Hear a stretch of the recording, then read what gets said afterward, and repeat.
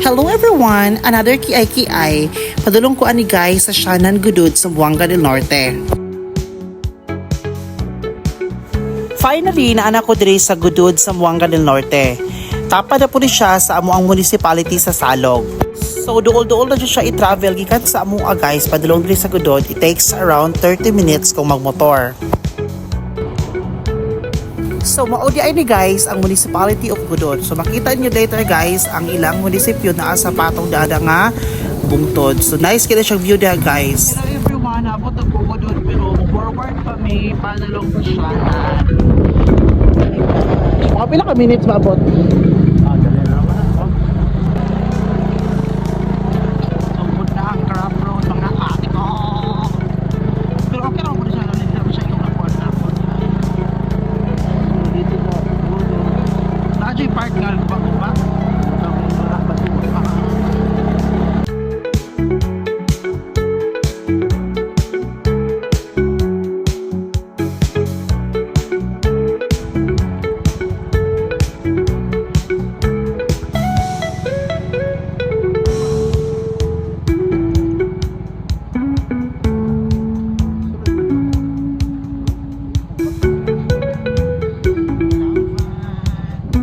Finally, naabot na dyan diri sa Sianan Elementary School. So naadiri akong candidate, nag-wait sa ako kay diri na daw mi mag-makeup. Actually, igo na dyan ko mag-makeup ini niya guys, kay nani si handler. So ang iyang handler mo ni siya si April.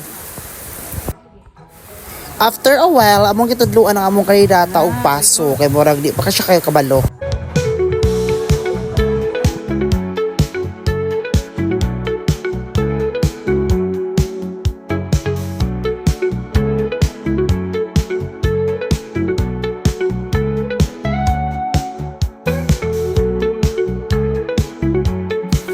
Around 4 PM, nag-start na kong make-up sa akong kandidata guys. So, mauna siya ang before.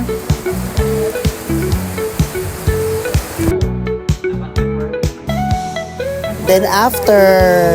So, mauna siya ang morena make-up niya guys. Wapa ka siya na make-upan guys. Nausap ko yung nangong. Tapos ko na make-upan guys. On the spot ni siya. Mauna siya ang kandidata sa SK. Kaya wala man sila artist, so ako na lang ilang ipa-makeup. So, muna siya before.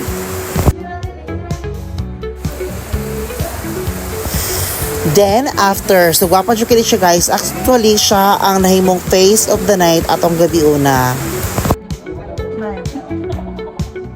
After na mo prepare sa mga candidate guys, so nakato namin dito sa stage. So, muna siya ang Miss Teen Sianan 2024. So, muna siyang performance sa akong primerong gamig-apan guys na candidate. So, actually, 5 sila ka-candidates pero mga first-timers silang tanan. Met by idol, Kuya Bernarda! Hey, Kuya! Ano na pinakabangkita niya? Paubalin ako guys sa akong pinaka-idol gamig-up artist sa Salog, si Kuya Dudong Bernarda.